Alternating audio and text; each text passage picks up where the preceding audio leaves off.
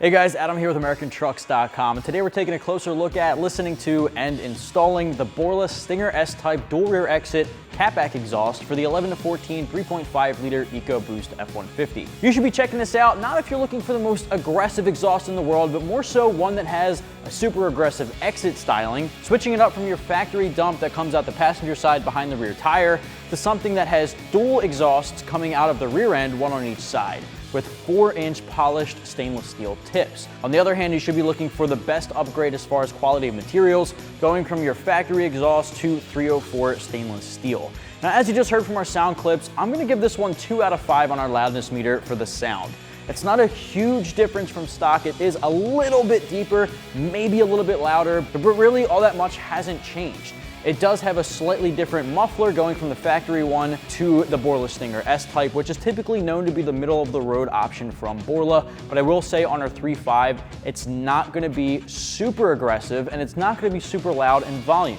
There is a small tone change though. So at idle, expect something very mellow, and at wide open throttle, expect something that does have a little bit of noise to it, but really not too much. With that said, however, this is perfect for the guy looking for the better quality and the better rear exit style, which of course is personal preference, but the guy looking to be able to have a conversation inside the car, take their family on a long road trip, and listen to music comfortably without any drone whatsoever inside the vehicle, and without really any noise that would disrupt the interior cabin.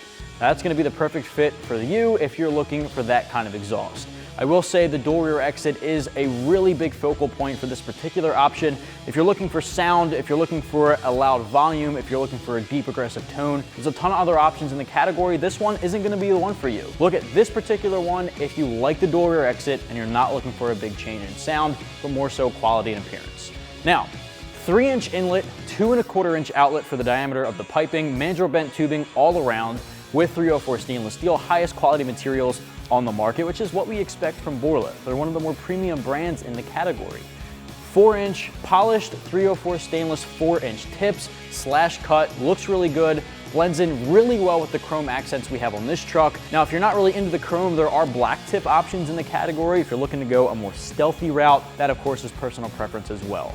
The whole kit comes in right around $1,000, which really isn't too overwhelming. It's a pretty general price tag for something in the category, especially something with a dual rear exit. Now the install, I'm giving 2 out of 3 wrenches on our difficulty meter, not because it requires any drilling, there's no welding, there's no cutting, none of that nonsense. It is a direct bolt-on, and it's easy enough for anybody with simple hand tools, and maybe about 2 hours in the driveway at home. Now you do have an extra step, I will say, on both sides, because it is that dual rear exit, so you're extending back, which means you'll have to install these hangers into the bolt holding on your leaf springs here. It's not a huge job at all, but it is something worth noting going into it.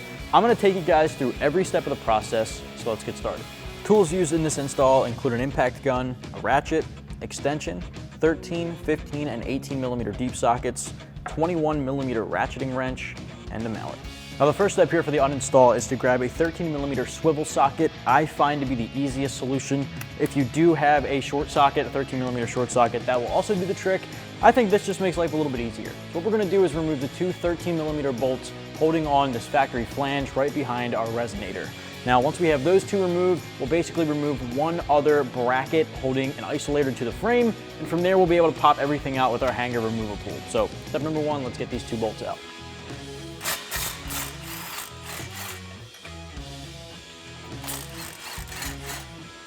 So now I've got my 10 millimeter swivel socket. I'm gonna remove these 2 bolts.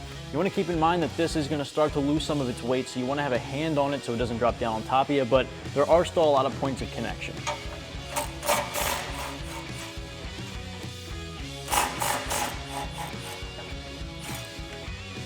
The next step, I'm gonna use a hanger removal tool just to make life a whole lot easier, to just pinch and pop out all of these hangers from the isolators on the frame. I got my buddy Andrew here to help me out because it will come down all in one piece. Now, if you're working on the ground, it's not too big of a problem to just have it fall right on the cement, but if we have it up in the air, I don't wanna get bonked in the head, so I'm gonna use this and my buddy to help me out here. So we're gonna pinch this out, pull it out in one piece. So it seems like all of our hangers are pretty rusted. They're giving me a lot of trouble. So what I'm gonna do is treat them just like we treated our first bracket. Just use my 10 millimeter socket. I'll remove all the bolts holding them from the frame and bring them down and remove them off the truck. Might make lives a little bit easier. If yours are coming out of the hanger isolators, that's great. But for us, giving us a little trouble, so we'll just pop them all off of the frame.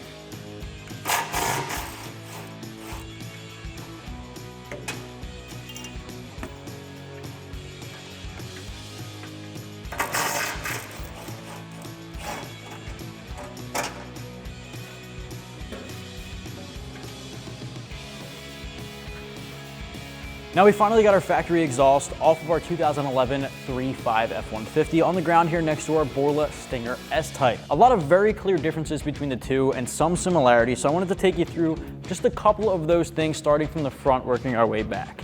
Now up front, you'll notice that the biggest difference here is going to be the lack of resonator. Our factory exhaust has this resonator right here, right behind where it connects to your downpipe. On our new Borla, it does not. What that's going to do is eliminate some of their air restriction, giving you access to a little bit more power and torque, but it'll also stop minimizing the volume and tone that this could otherwise produce. So you'll expect a different tone without that resonator and a little bit more power. Other than that though, this inlet pipe is going to have a 3-inch diameter. With that said, it leads right up to our Borla Stinger S-Type muffler, a lot smaller than our factory one, has factory locations for the hangers, and otherwise going to be the cause of all of that sound we heard in our sound clip earlier on. The Borla Stinger is that middle of the line option. There's the Borla Touring, the Stinger, and the Attack. So being the middle of the line option, it's something that gets a little bit more aggressive than stock without going too overboard. I really like the Stinger S-Type. I've had it on some of my personal cars. I'm a big fan of Borla's work here, and the whole thing is a 304 stainless steel exhaust. Mandrel bent, so you're not getting some of those kinked air restrictions you get from your factory exhaust. And it's worth noting that with the 3-inch inlet, and they split off into 2¼ inch outlet pipes for our dual exit, which in itself is our biggest change here. So instead of the single side exit dumping right behind your rear passenger side tire, they're gonna go straight out the back under the tailgate on both the passenger and driver's side, both with a 3.5 to 4-inch polished stainless steel tip, all again 304 stainless steel. So a lot of the high quality materials, exactly what we'd expect from Borla, and I'm a big fan of the dual rear exit. I think it's a lot more aggressive. So what we're gonna do is install this piece by piece. It's not a big one-piece design like our factory option, but if you remember, ours were giving us a little bit of trouble, so I'm gonna pop those hangers off car and put them right back on. We'll bolt them up to the frame. So that's step number one. Step number two is our inlet pipe. First step of the install here, once we transfer over the brackets to the frame, which we have done already, is to install our inlet pipe. Now we're basically gonna use our factory 13mm bolts and reconnect it to this stock flange.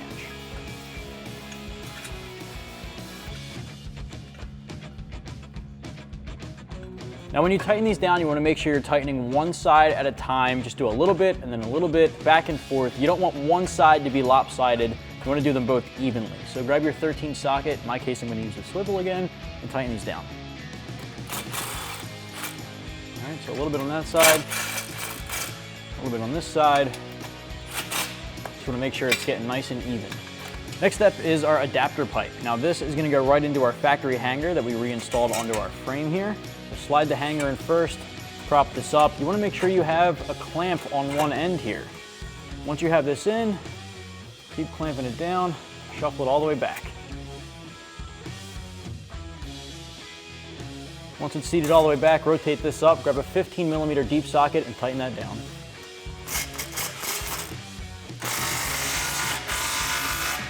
Next up is our muffler and our over axle pipes. You want to make sure you're putting that hanger right into the isolator on our subframe right above our rear diff. You also want to make sure you have a clamp on the inlet side.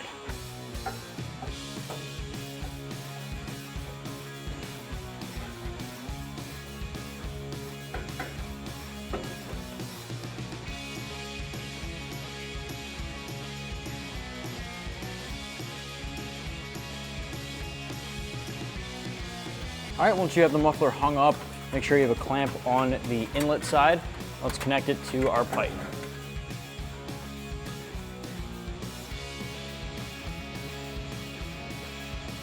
All right, now we can tighten down our clamp.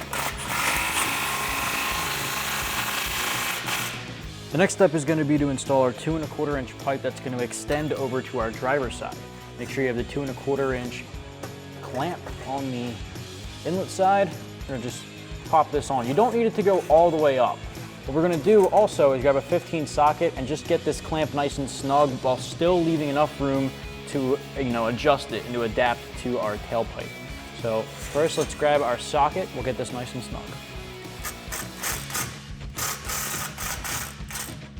Now the next step here is to remove the nut holding the leaf spring to the frame. Now this bolt goes straight through and has the 21mm nut on this side. Now we want to leave the bolt through.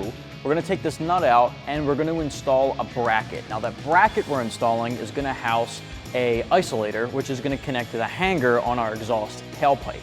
I know that sounds confusing, but it's actually very, very simple. We're gonna take this nut off, put the bracket on the stud, and then put the nut right back on.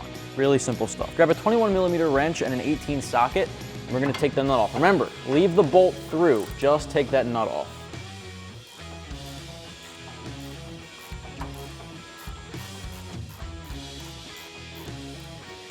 All right, so now we can take that hanger, put it right over the stud, and just reinstall that nut. Tighten it all the way down by hand. All right, grab the socket and wrench again and tighten that back down.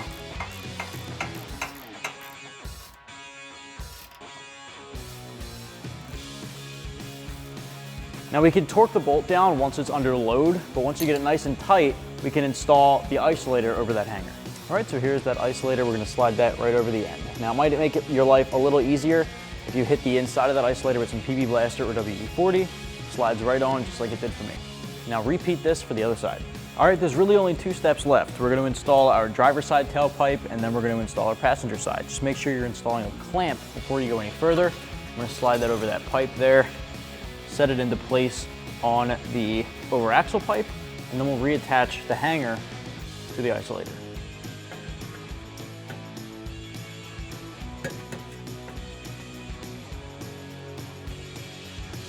Now if you need to, of course, use that PB Blaster or WD-40 to make it a little easier on yourself.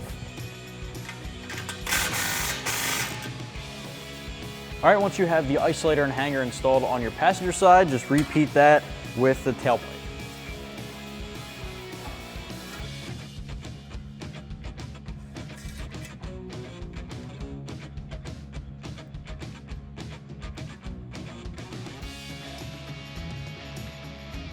All right, grab your 15 socket and tighten down the clamp.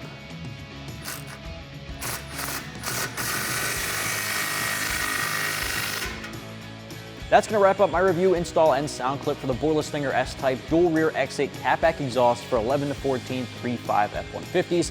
If you wanna get this for $1,000 bucks, you can do so right here at AmericanTrucks.com.